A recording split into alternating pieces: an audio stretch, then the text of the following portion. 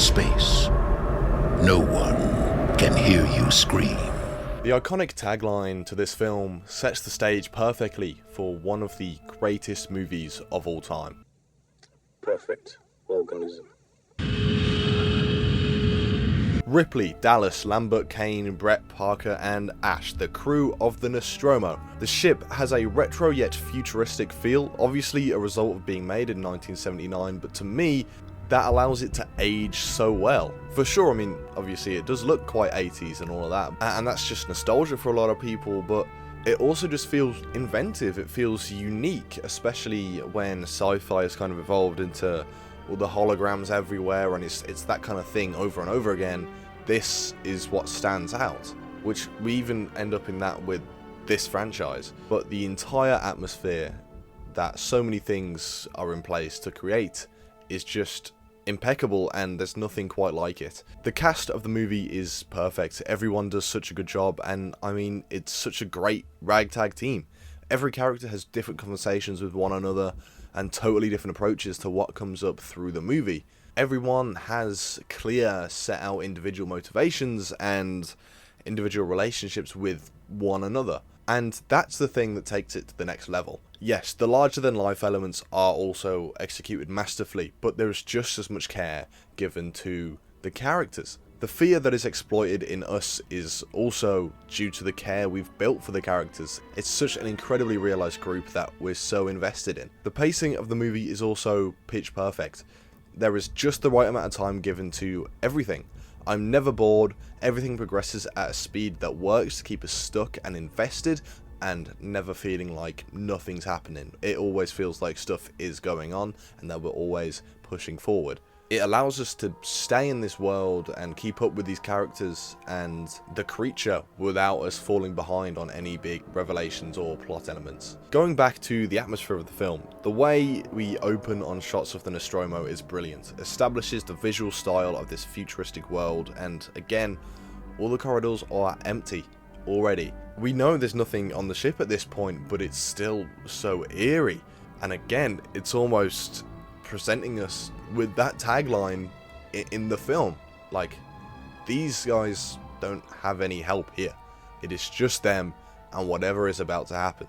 But there is also a sense of wonder, I think. We dream of going off into the stars and exploring the universe, and these are characters doing that, and it's not all a horrific atmosphere, but everything about this opening really sets in the sense of isolation. Mother, which is the ship's system, woke up the crew as a signal was interrupted on their journey. They aren't even in Earth's system.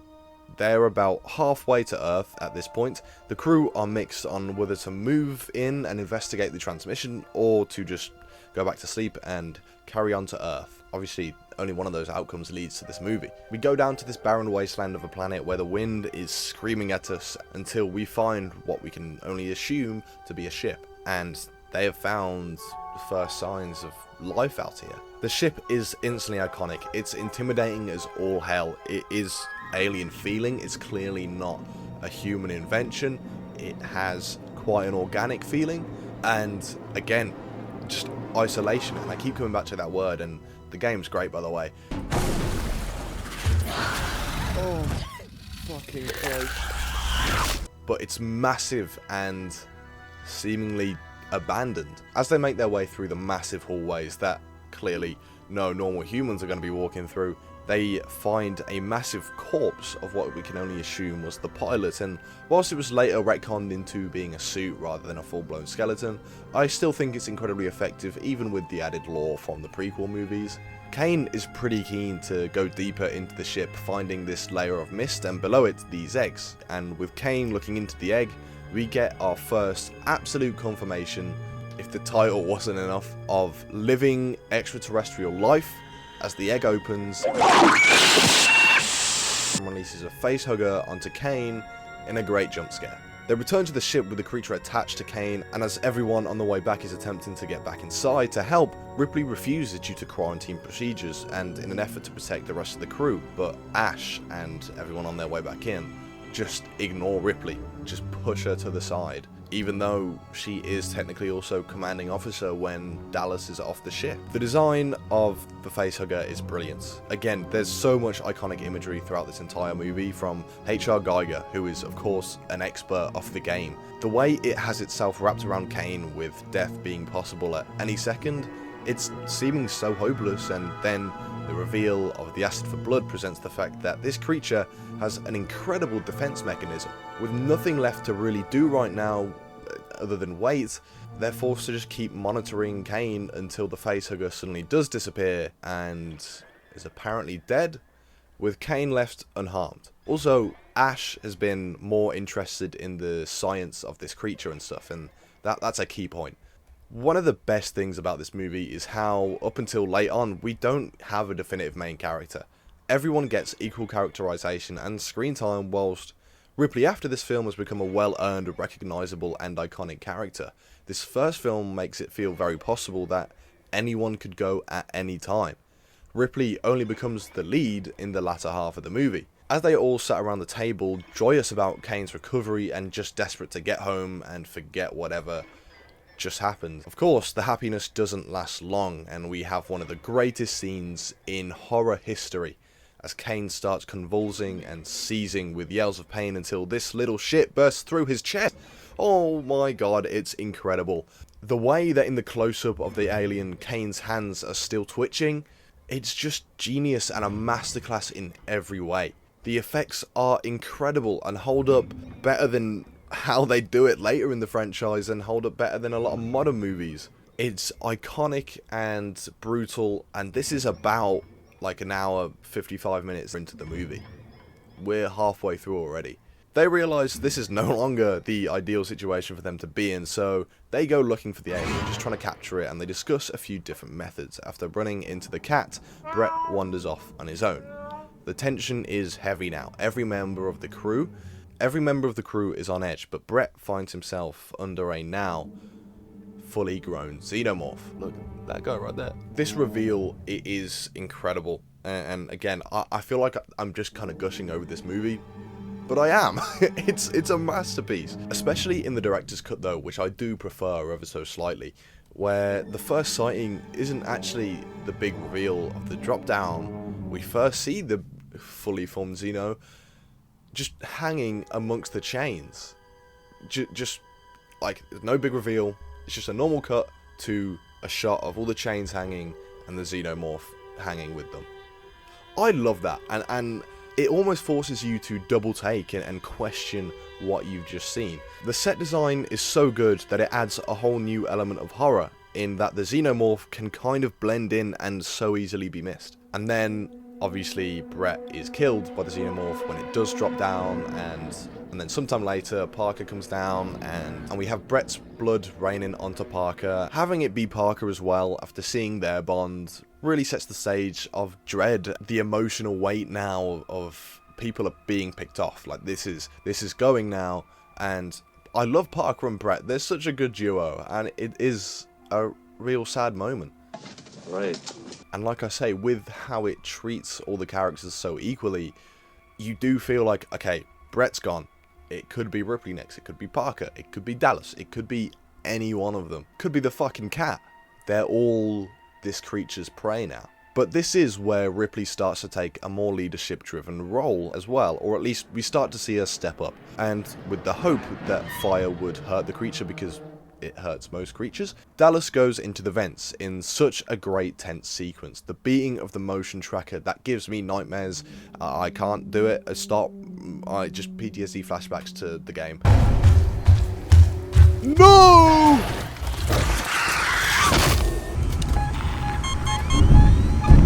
Holy shit!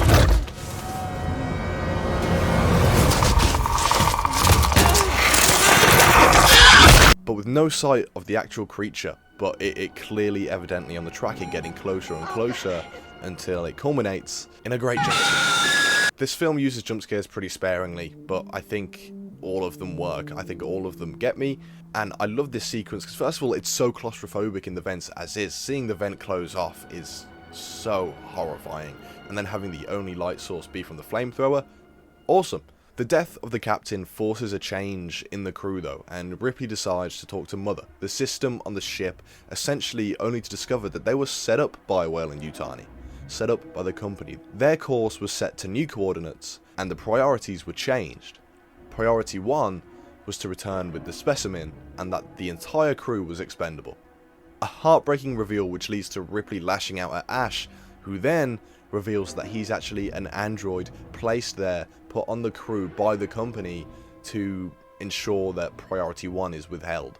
And that's a really sinister reveal as well, and again, this is before we had gone deeper into the lore of Weyland-Yutani and all of that, so this overhead like shadow company is a scary thought, to just be able to throw androids on a ship and not tell the crew, and all these people that they see as below them are irrelevant if it means they can get something that they want. And in the fight with Ash, he clearly shows levels of strength above the crew, and it's a Terminator-like fight, to be honest, and it's great. Through interrogating the decapitated Ash, they don't find any new answers. The only outcome now seems that they won't be making it out alive.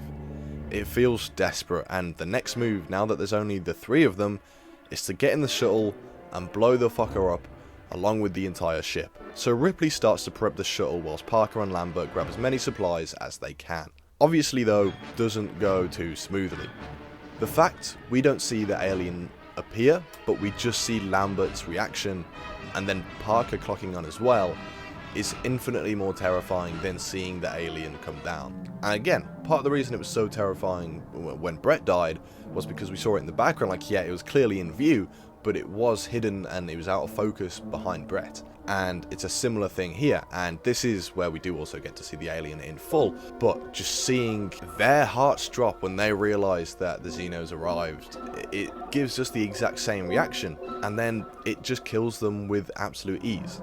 Parker attempts to help Lambert, but gets his head caved in by the xenomorph before the tail slowly wraps around Lambert, sealing her fate off screen. Using the sounds of their panic and their screams rather than showing the full damage and full deaths. Even when Parker is killed, we only see the explicit nature in like one singular frame. Then as Ripley races down, we see their dead bodies, which is a simply haunting sight and hammered home by Sigourney Weaver's incredible reaction. And so now it's just Ripley and the alien. And the cat. She starts the self-destruct for the Nostromo and then makes her way across the ship to get into the shuttle and escape and leave the alien to dust. She finds the remains of Brett and Dallas seemingly morphing into alien eggs and the start of a nest, which to me works. I know that's a controversial subject for a lot of Alien fans because it can be quite contradictory with stuff in future films, but I don't personally think it is. I think both can stand, and my headcanon is that as this nest grew, the xenomorph would have grown into a queen, and then she could have laid eggs just normally. But to start with, this xenomorph just solo was forming eggs from human remains and growing that, all sort of thing. As we know, well, we don't really know much about this creature other than it seems to be able to adapt perfectly.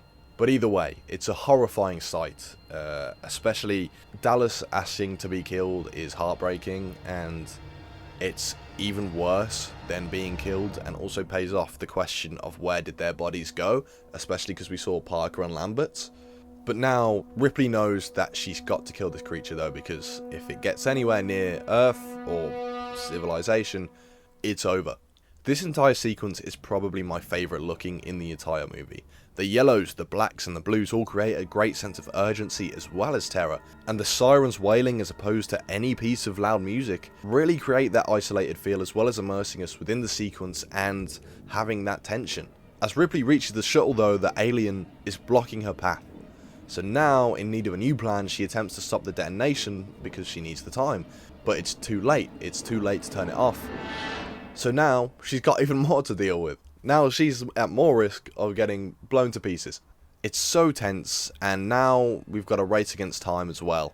But Ripley manages to find another way into the shuttle, and there's a massive feeling of relief as the Nostromo passes through the shuttle window, and the countdown reaches 0. And it does feel like a win for Ripley. It is a big moment of relief. But as she gets ready to go back into cryosleep, the camera work draws attention once again to the nature of the ship. So many pipes that could easily be mistaken for a xenomorph head. The relief slowly fades away as we linger in this one camera shot, and there's no music, and it's deathly quiet. It becomes more eerie than comfortable. And we see the xenomorph once again in the background, but it doesn't explicitly tell us. Nothing is explicitly telling us until a few moments later. As Ripley is sorting things out, you can just see the xenomorph in the wall. And that's terrifying, and I love that in horror movies when they do that. They just have stuff sat in the background, because first of all, it makes a bit more sense, but also it's infinitely more scary. Like, it makes you feel like you need to look over your shoulder. It's now a personal 1v1. The cat has to watch on as well. The creature had been so well built up throughout the entire movie to be this truly horrific presence. It is a major threat, and this is why it's such an iconic villain. This is why I've got it permanently drawn into my arm. The perfect organism, and how this film handles the xenomorph basically makes that believable. It does feel like a perfect organism. And Ripley, the sole survivor, who was once just another expendable crew member who hasn't been listened to by those above her, the entire movie ends the film by blasting the xenomorph straight into space, presumably killing it.